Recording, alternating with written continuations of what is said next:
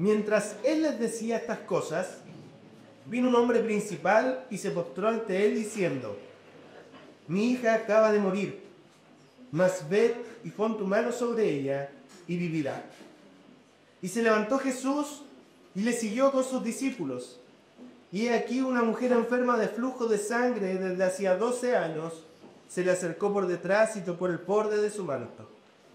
Porque decía dentro de sí: si tocares solamente su manto, seréis salva. Pero Jesús volviéndose y mirándola, dijo: ten ánimo, hija, tu fe te ha salvado. Y la mujer fue salva desde aquella hora. Al entrar Jesús en la casa del principal, viendo a los que tocaban flauta y la gente que hacía alboroto, les dijo: apartaos, porque la niña no está muerta, sino duerme. Y se burlaban de él. Pero cuando la gente había sido echada afuera, entró y tomó de la mano a la niña, y ella se levantó, y se difundió la fama de esto por toda aquella tierra. Cantamos así. Gracias, Señor, por ello. Gloria a Jesús. Y venimos ahora en estos momentos, en este momento del culto, con corazones rendidos a tus plantas. Amén, Señor. Para poder aprender, para recibir la lección de tu enseñanza. Señor, sabemos que toda tu palabra es útil. Por eso es que en esta hora te agradecemos. Le damos muchas gracias porque podemos disfrutar de esta maravillosa bendición, ser hijos suyos. Amén. De esta maravillosa bendición de poder ser edificados dentro de tu iglesia. Amén. Y te pedimos, Señor, que pongas en nosotros corazones prestos, mentes atentas, para recibir tu enseñanza, para retenerla y ponerla por obra. Gracias, Señor, porque sabemos que tú nos edificas día tras día por medio de tus palabras. Te pedimos también, Señor, que así como recibiremos la lección acá en el salón principal, tú seas con los preadolescentes y con los niños, dándole la gracia y la sabiduría, la paciencia a sus enseñadores y también la capacidad de escucha. Corazones que desde la juventud busquen servirte para poder recibir su enseñanza. Sé tú cimentando sus corazones. Te agradecemos, Señor, por todo esto y te lo pedimos en el nombre de Cristo, nuestro único y suficiente Salvador. Amén. Te invito a que mudan.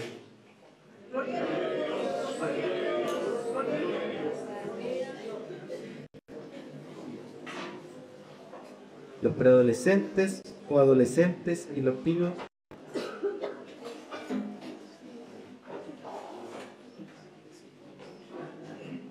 pasar a su casa.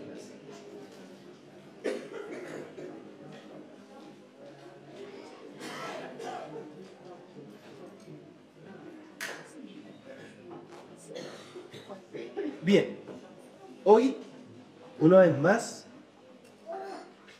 nos adentramos en uno de los relatos de los evangelios más conmovedores. Mateo 9, del 18 al 26. Pero para entenderlo en toda su riqueza, también vamos a tomar como guía los relatos de Marcos y Lucas en sus respectivos capítulos. Marcos en el capítulo 5, desde el 21 al 23, y Lucas en el capítulo 8, desde el 40 al 56. Los cuales nos van a permitir apreciar con mayor detalle la intensidad de las situaciones y la profunda compasión de nuestro Señor Jesucristo. Amén. Paradojalmente, y siendo una muy grata bendición, nuestro hermano Jesús, día jueves, predicó en este pasaje, pero en la lectura de Marcos. Y para quienes asistimos fue de mucha bendición haber escuchado esas palabras. Pero como sabemos que el Señor obra de manera misteriosa, que la palabra en todo momento es útil, hoy día vamos a estar hablando de lo mismo, o un poco de lo mismo. Vamos a hablar un poco más general. En estas páginas se entrelazan dos historias que reflejan la realidad de una condición caída. Una mujer que durante 12 años vivió marcada por una enfermedad, la cual generó en ella vergüenza y exclusión social. Y por otro lado, la hija de Jairo, una niña cuya vida parecía extinguida. Ambas historias nos muestran la fragilidad humana y la impotencia frente al pecado, la enfermedad y la muerte. Sin embargo, en estas historias vamos a ver cómo Jesús se acerca y lo hace no desde una distancia, sino con cercanía, con ternura y autoridad, obrando según su perfecta soberanía. Aquí descubrimos la gracia inmutable de Dios. Su poder no se detiene ante lo imposible. Su misericordia alcanza a los marginados y su voluntad nunca falla. La mujer encuentra sanidad y restauración. La niña vuelve a la vida por la palabra del Hijo de Dios.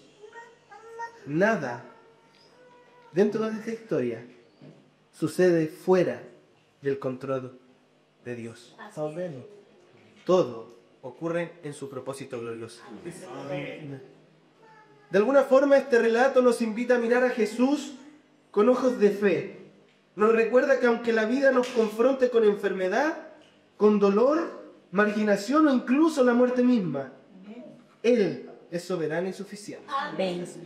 Su gracia es capaz de purificar nuestra impureza, vencer nuestra desesperanza y darnos vida donde todo parecía perdido. Bendito sos vos.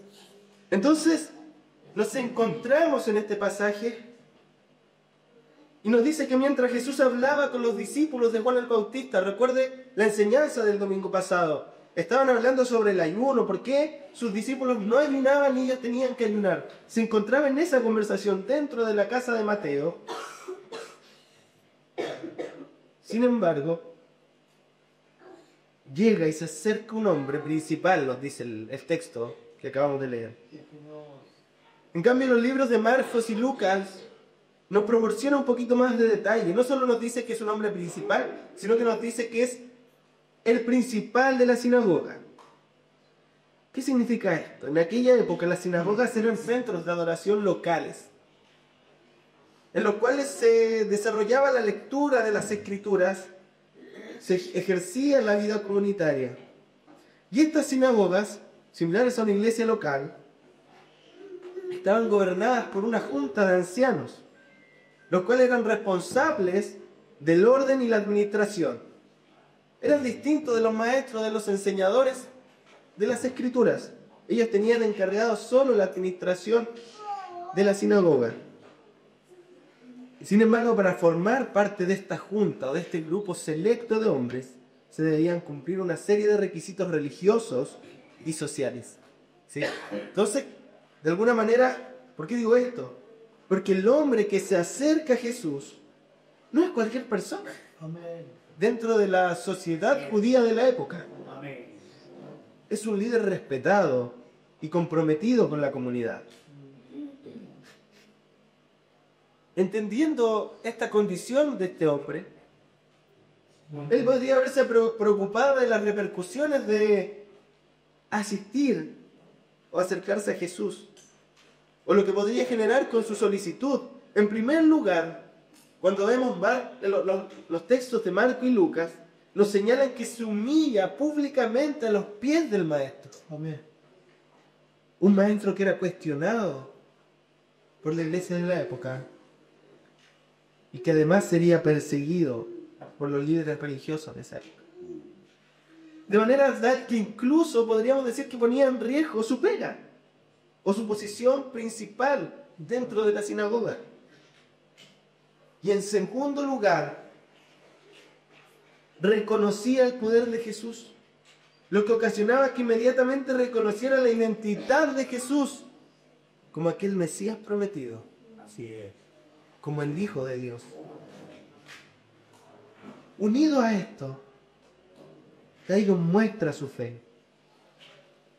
Aquí en el texto no nos dice cómo se llamaba este principal.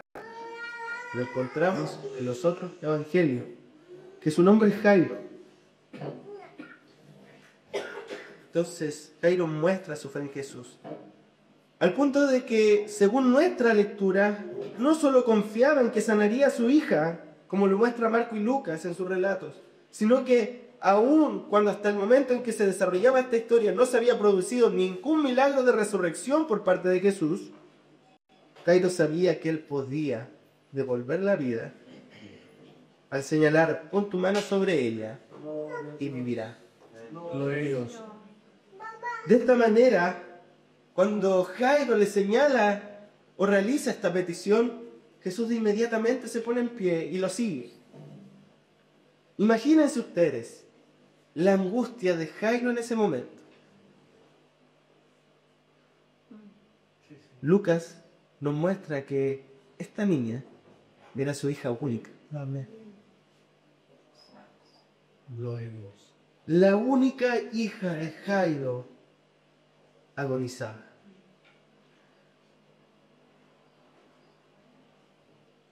Jesús lo sigue. Se pone en pie y sigue a Jairo hasta esta petición, pero no sin antes un gran obstáculo: la multitud.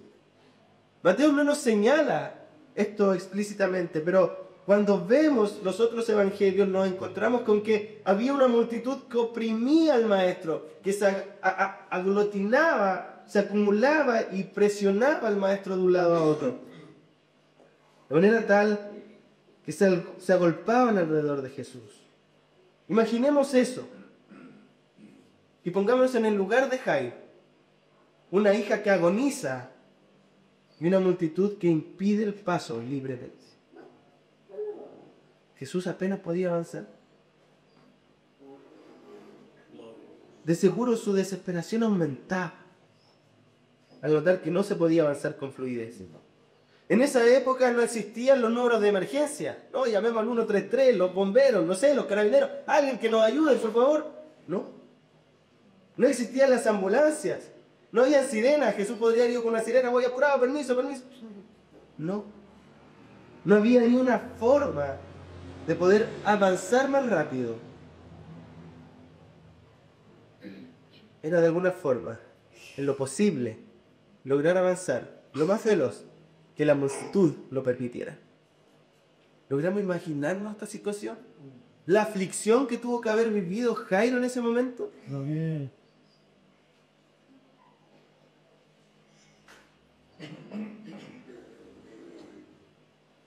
Iban de camino con todas estas dificultades, todas estas contingencias, y de pronto irrumpe dentro de la multitud que apretujaba a Jesús alguien, más bien una mujer. Y el relato bíblico nos dice que esta mujer padecía flujo de sangre, la cual toca el manto de Jesús. Según se relata más extensamente en Lucas y Marcos, esta mujer padecía esta condición desde hace 12 años atrás. Nos señalan que había gastado todo su dinero en médicos, los cuales no lograron curarla. Es decir, era una enfermedad incurable, al menos para la época. De hecho, el relato bíblico nos señala que su situación cada vez empeoraba. Para quienes no tienen muy claro qué es el flujo de sangre, tiene que ver con la condición menstrual de la mujer. ¿Sí? Y para entender esto, según la ley de Moisés, las mujeres durante el periodo de menstruación eran declaradas ritualmente o ceremonialmente impuras. Ello implicaba que no podían participar en las fiestas religiosas ni entrar al templo o la sinagoga. Implicaba que todo aquello que las mujeres tocaran, estaban con esta condición, quedaba inmediatamente impuro. Su cama, su asiento, su ropa, todo lo que tocara quedaba ritualmente impuro. Amén. Y por consiguiente, cualquiera que tocase a una de estas mujeres también era contaminado ritualmente y debía purificarse. En otras palabras, su enfermedad no era solo un problema físico, era una condena social y religiosa. Así es. Era tratada como una marginada, como alguien excluida de la comunidad del pacto. Así es. Estas ordenanzas de la ley mosaica que se encuentra en el capítulo 15 de Levítico no era un castigo contra la mujer propiamente tal, sino una forma o manera pedagógica de enseñar al pueblo sobre la santidad de Dios y la realidad del pecado. La impureza ritual recordaba constantemente la separación entre el Dios santo y la humanidad contaminada por el pecado y la muerte, al igual como ocurría con los leprosos. Tenía la misma función y eran marginados de la sociedad. Así es. Hermanos, yo no sé si logramos notar esto, pero esto no es tan sencillo. Si una mujer israelita estaba condenada a ser impura por 7 días, luego de esos 7 días volvía a vivir su vida con total normalidad. Podía volver a abrazar a sus hijos, podía volver a compartir con sus amigos, podía volver a besar a su esposo.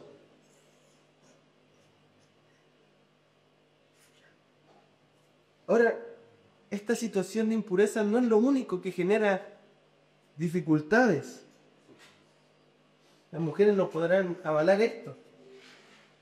La mujer durante su menstruación experimenta una serie de malestares físicos, decaimiento, migrañas, cólicos, dolor abdominal. Sumado a esto, todas las incomodidades típicas de un flujo menstrual. Hoy en día, perdón lo directo o lo realista, pero es biología. Hoy en día tenemos mecanismos para prevenir que se note el sangrado. Pero en esa época no teníamos esto ahí de higiene. Imagínense lo incómodo. Ahora, para que los hombres entiendan un poquito lo que sienten las mujeres o lo que padecían, imaginemos o hagámonos la idea cuando nos resfriamos. Nosotros los hombres sentimos que nos morimos, ¿cierto? Como que se nos va la vida. Sentimos que se nos va la vida. Bien. Esa sensación que usted siente con un simple resfriado, las mujeres la experimentan en mucha mayor consideración cada mes, aquellas que menstruan. Ahora bien, fuera de broma, aun cuando era una carga para la mujer adicional a lo que ya significaba menstruar, esta impureza ceremonial o ritual, la mujer israelita podía estar confiada porque sabía que era algo temporal. 7 días duraba esta condición de impureza. Y luego de eso volvía a la normalidad. Como decía, volvía a abrazar a sus seres queridos, volvía a poder hacer lo que quería, volvía a poder venir al culto los días domingos. Sin embargo, esta mujer que aparece en el relato padecía esa condición de hace 12 años consecutivos. No eran 7 días, sino 4.380 días consecutivos. Nunca podía declararse pura.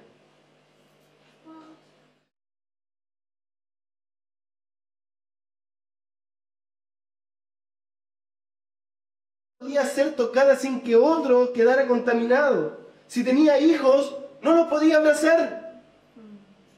Si tenía marido, no podía ser acariciada por su marido. Si tenía amigos o familiares, no podía ser tocada. Así vivía en una impureza perpetua. Esta mujer, mis hermanos, estaba completamente marginada de la vida en todas sus esferas, social, familiar, religiosa e incluso en la esfera de la salud. Porque no había forma de ser sana. Cuando nos vemos de esa manera, el contraste es brutal. Lo que otras mujeres padecían una vez al mes y superaban en una semana, ella lo arrastraba cada día, cada mes, cada año, durante 12 años. la suma del dolor físico, más la exclusión social, más la impureza religiosa, ¿saben en qué la había convertido? En una muerta en vida. Esta mujer no tenía esperanza alguna de encontrar una solución a su problema.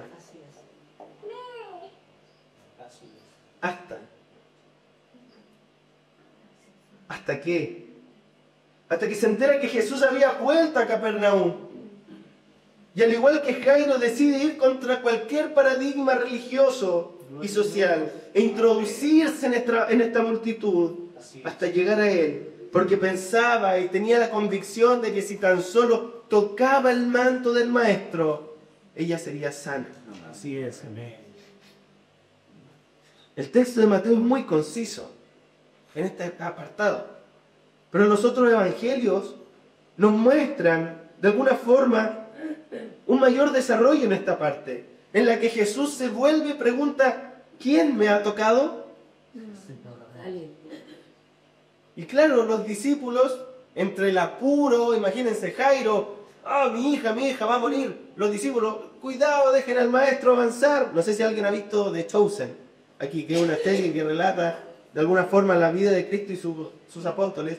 Ahí los discípulos haciendo como guardaespaldas: permiso, déjenme pasar. Y Jesús dice: ¿quién me ha tocado? Pero Jesús, ¿cómo me preguntáis eso si todos te están tocando? ¿No ves que la multitud te oprime? De inmediato, cuando la mujer tocó a Jesús, lo relatan los otros evangelios, que ella sintió que la hemorragia se detuvo. Aquello que los médicos no pudieron solucionar durante 12 años, Jesús lo hizo en un segundo y gratis.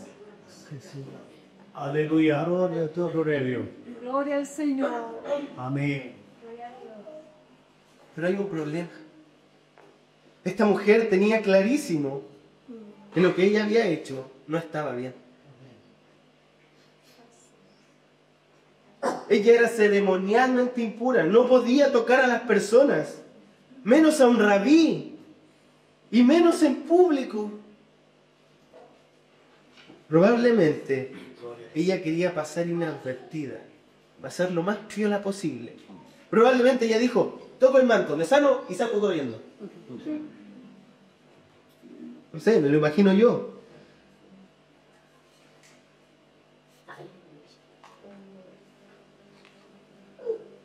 Sin embargo, Jesús, sabiendo todas las cosas, decide ponerla en evidencia ante toda esa multitud y se detiene sin prisa.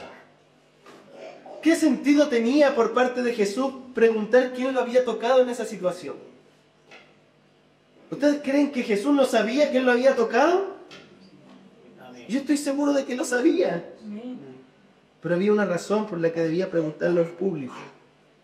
Marcos 5, 33 al 34 nos señala: entonces la mujer, temiendo y temblando, sabiendo lo que en ella había sido hecho, vino y se postró delante de él y le dijo toda la verdad. Y él le dijo: hija, Aleluya. tu fe te ha hecho salva. Ve en paz y queda sana de tu azote. Noten esto, mis hermanos. No fue el manto, tampoco la superstición de tocar, sino la fe en Cristo la que obró. Amén. Después de 12 años de vergüenza y soledad, ahora podía vivir en paz con Dios y con la comunidad judía. Por primera vez, después de 12 años, esta mujer volvía a vivir una vida en normalidad. 12 años. Amén. Pero hay algo que es sumamente más relevante.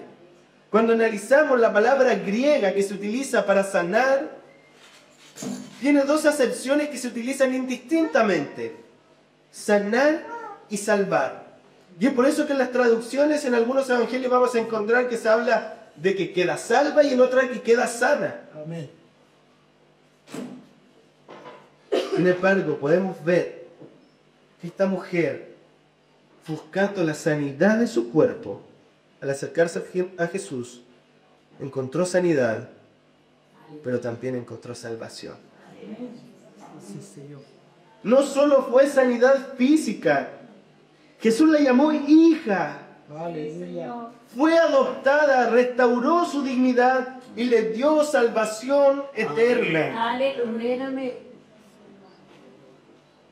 Mateo, en el versículo 22, en otra lectura, nos dice: pero Jesús, volviéndose y mirándola, dijo: ten ánimo, hija. Así es. Tu fe te ha salvado. Y la mujer fue salva desde aquella hora. Gloria al Señor. Maravilloso. ¡Qué bendición!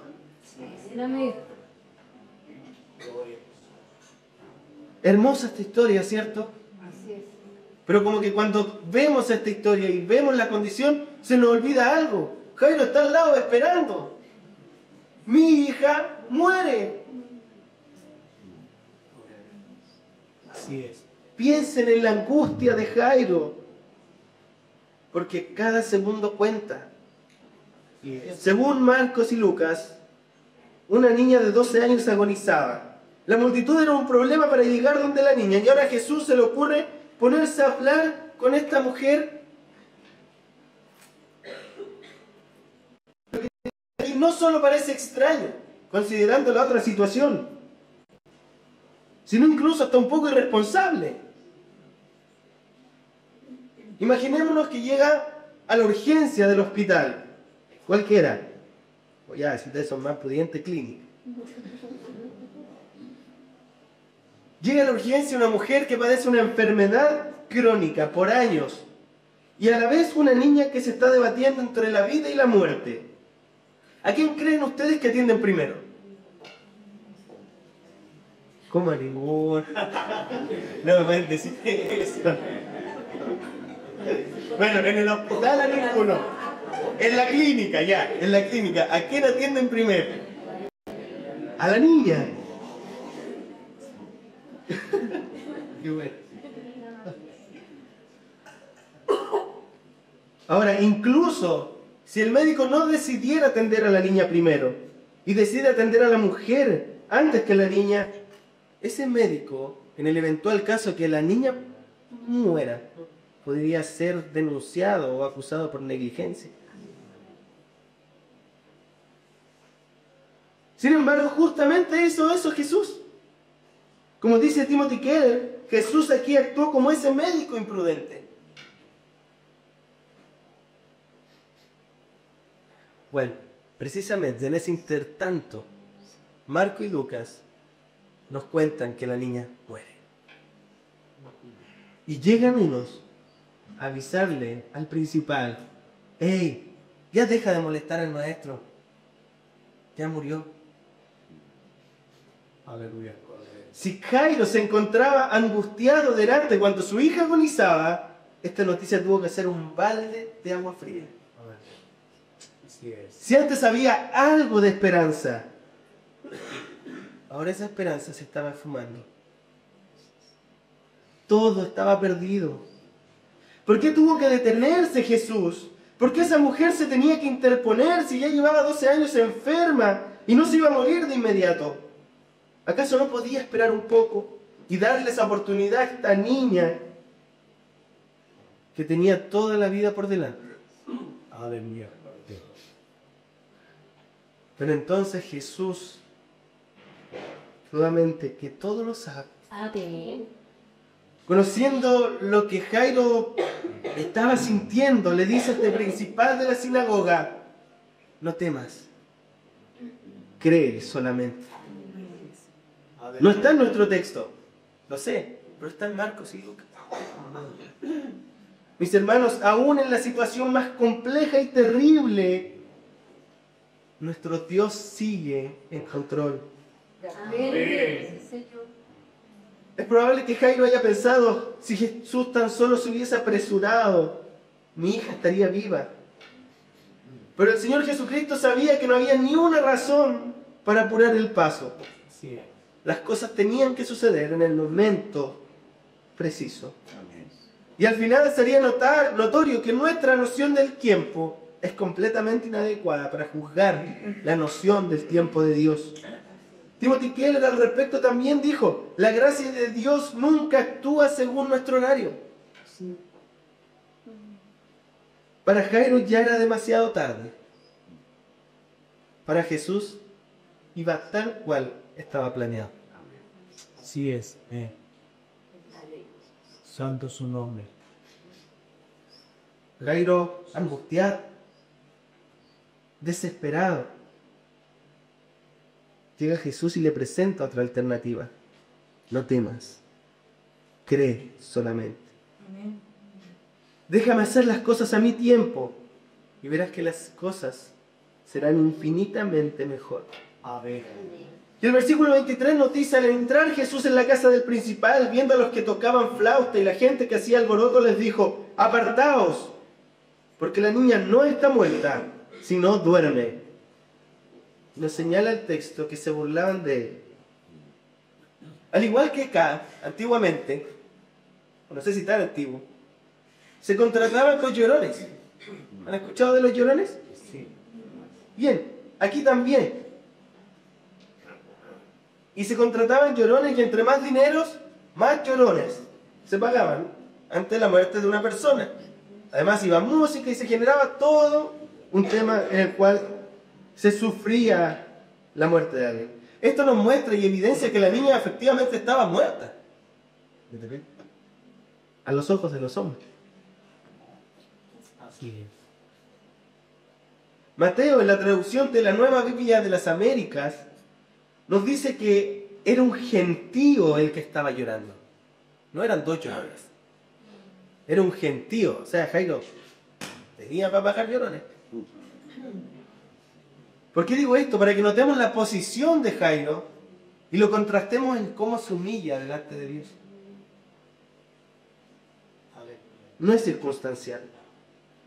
Sin embargo, ¿qué podemos ver acá? Vemos que todas estas personas que estaban llorando, al decir Jesús que la niña no estaba muerta, sino que dormía, se empiezan a burlar. Imagínese usted, estamos en un velorio acá, y entra alguien y le dice, oye, no, si Juanito no está muerto, está durmiendo nomás. ¿Vos soy tonto? Esa sería nuestra reacción. Y se empezaron a burlar. Sin embargo, ¿qué es lo que podemos ver aquí de trasfondo? Una lectura más rebuscada quizás. Jairo se mantenía confiando en Jesús. ¿Dónde se evidencia esto? Porque a pesar de las burlas, a pesar de las ironías, él y su mujer hicieron lo que Jesús le ordenó. Aleluya. Entonces Jairo, su esposa, Mateo, Jacobo y Juan, según nos muestran los versículos 37 y 40 del capítulo 5 de Marcos, entraron al dormitorio de la niña y lo que ocurrió ahí fue una demostración de poder, de compasión y de ternura de nuestro Salvador. Por favor, acompáñenme al versículo 41 de Marcos 5.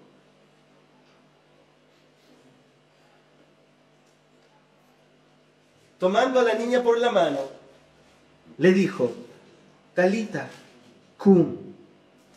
Y traducido, niña, a ti te digo, levántate. Aleluya. Gracias. Jesús, dejando nuevamente de lado las limitaciones rituales, porque le comento que así como la mujer impura no podía tocar a nadie, también se prohibía que se tocaran a los muertos, porque también generaba impureza. Entonces Jesús, dejando de lado nuevamente las limitaciones rituales que prohibían tocar un muerto, toma la mano de la niña y les dice, Talita, cum. Quizás a simple vista no notamos lo hermoso que es esto.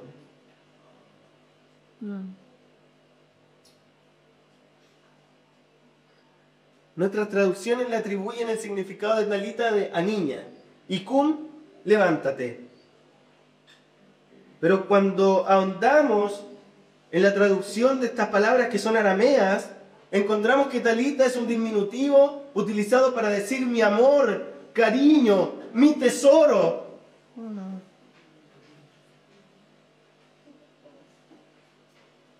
Despierta. Gracias, Señor Jesús.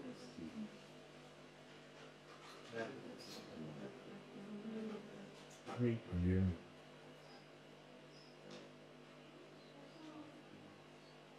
Y la palabra de Jesús tiene tal poder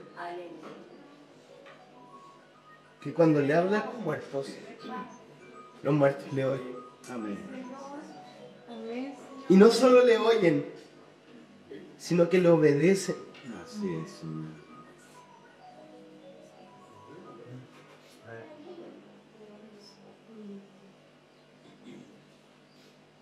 Y dice la palabra que al instante la niña se levantó y andaba. Y les ordenó que le dieran de comer. De pronto decimos, ¿qué tiene que ver con que le den de comer? Pero nos da una referencia de que su restauración había sido total. Porque probablemente durante toda su agonía esta niña no había querido comer. Cuando nosotros estamos enfermos no queremos comer. La restauración había sido completa y tenía el hambre de un adolescente. Eterno Dios. Hay poder en su nombre. Amén. Aleluya al Cordero. Jesús simplemente toma a la niña de la mano Santo. y le dice, Talita cumi. Santo. Niña, a ti te digo, levántate. Santo. Aun cuando según Números 19:11 tocar un cadáver así impuro una vez más, la pureza de Cristo venció la impureza de la muerte. Santo es el nombre del Señor. Hay poder en su nombre. La niña no solo vuelve a la vida, comienza a caminar mostrando que fue restaurada completamente. En ese gesto vemos la ternura de Cristo. Amén. No la resucitó a la distancia, pudiendo, sino tomándola de la mano. Vemos también la autoridad de Cristo, porque su palabra trae vida donde antes no había vida. Amén. Hay poder en su nombre. De manera tal que Dios nos enseña que no solo sabe hacer que situaciones desesperadas,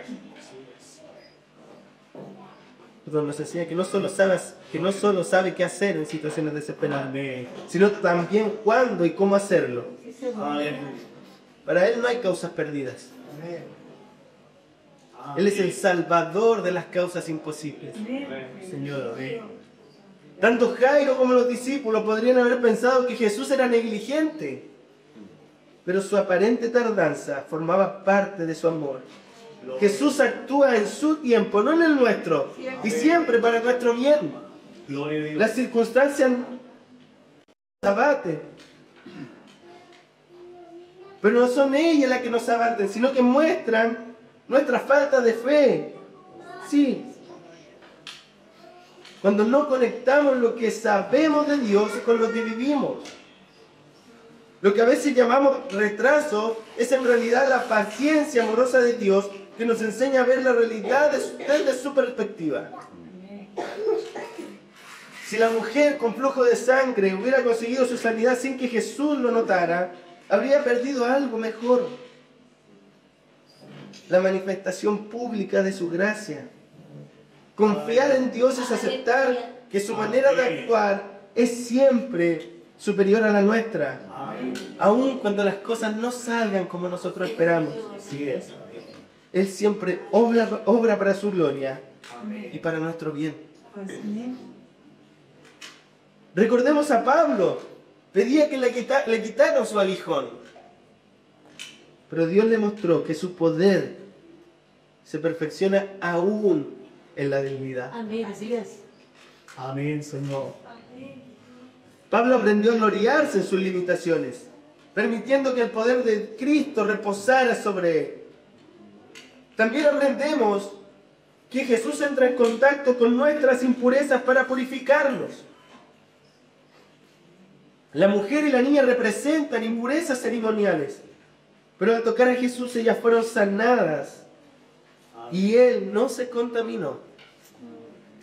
Esto nos muestra que Cristo vino al mundo, mezclándose con nuestra corrupción, sin ser contaminado, para morir por nosotros y librarnos del pecado. La causa más perdida, la humanidad rebelde, fue salvada por su encarnación y su muerte. Amén. No podemos confiar en Jesús y dudar de su poder. Si Dios rescatimó a su Hijo, ¿cómo no nos dará todo lo que necesitamos?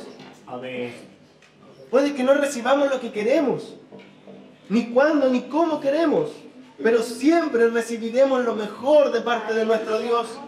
Yes, amén. Señor. Mis hermanos, no hay causas perdidas.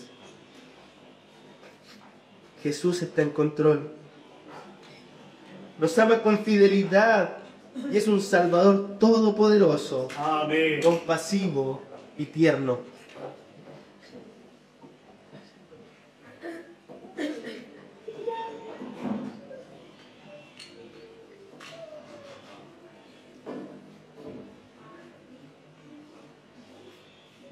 Este pasaje, al comienzo, inició en medio de la desesperación y de la angustia. Jairo, su hija, moría. Una mujer excluida y marginada de todo. Sin embargo, termina en gozo y en adoración. ¿Qué fue lo que marcó la diferencia? Que Jesús estaba presente. Y tanto Jairo como la mujer depositaron su fe en él.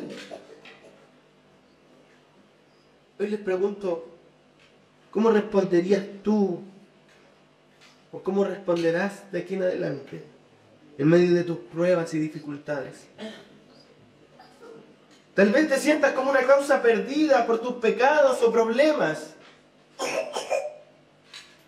Pero déjame decirte que Jesús es un Salvador poderoso. Amén. Sí es. Amén. Él puede salvarte Santo su nombre. si vienes a Él con arrepentimiento y fe. Amén. Y si ya eres creyente, quizás estás enfrentando luchas internas y hayas cuestionado a Dios por su aparente demora. Pero recuerda, nuestro Dios sigue en su trono y Jesús sigue siendo nuestro Salvador soberano. Él nos ha dado lo más grande, el perdón completo de nuestros pecados, la promesa de vida eterna y la oportunidad de conocerlo íntimamente. Amén. Amén, Señor. Él vive para siempre. El Rey. ¿Cómo no nos dará junto con Él no todo lo que queremos, sino todo lo que necesitamos? Santo su nombre. Es nuestro Salvador. Amén. Gloria y honra sean dadas a nuestro bendito, glorioso y maravilloso Señor Amén. Sí, Señor. y Salvador Jesucristo. Amén. Invito a que oremos al Señor. Señor, gracias. Ay, joder. Pero vive para siempre. Amén. Ay, Señor, gracias. Tu poder. muchas gracias. Gracias, Señor, porque hoy una vez más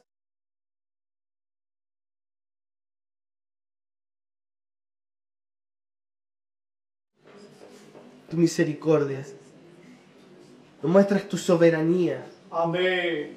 tu carácter inmutable, Amén, Señor. nos muestras que tú eres un Dios Amén. Amén. que hace todas las cosas para nuestro mayor y mejor bien. Aleluya. Gracias te damos, Señor, Aleluya. porque hoy nos recuerdas que en medio de la dificultad, en medio de la desolación tal vez, en medio de la angustia, Gloria a Dios. con nuestros problemas familiares, laborales, sociales, económicos, de salud, tú sigues teniendo el control. Amén, Señor. Sí, Señor. Y aun cuando estas cosas nos avasallen, tú sigues teniendo el control. Amén. Gracias, Señor. Aleluya. Sí, sí. Porque a pesar de nuestras debilidades, tú pusiste tu mirada en nosotros. Amén. Gracias, Señor. Y hoy podemos gozar de esta bendición de ser adoptados hijos, Amén. de haber sido marginados ante el Padre, formar parte de ser parte de la familia del reino de los cielos. Gracias, Señor, porque aun cuando estábamos muertos, tú nos tomaste, nos trajiste a vida. Gracias, Señor, porque tú eres nuestro Redentor y te mereces la gloria. Gracias, Señor, porque podemos tener en quién depositar nuestra esperanza. No estamos solos, no somos huérfanos, somos tus hijos. Gracias, Señor, porque día a día bendice nuestra vida. Aún con las dificultades, aún con nuestros tropiezos, tú te glorías, aún en la debilidad. Gracias te damos, Señor, porque somos tu pueblo, somos tu iglesia, somos tus escogidos. Y podemos depositar nuestra confianza en ti. Todo esto te lo agradecemos. Infinitas gracias. Porque sabemos que nada de esto merecíamos. Porque sabemos que nuestro pago era la muerte. Era estar enemistado eternamente con Dios. Pero en ti hemos podido gozar de esta benevolencia que no busca nada a cambio. Que no requiere nada a cambio para actuar, sino que solo es gracia. Amén. Es solo tu voluntad. Amén. Escogernos como tus hijos. Gracias te damos, Señor, en el nombre de Cristo, nuestro Salvador. Amén. Amén. Amén. Gloria a Dios. Gloria a Dios.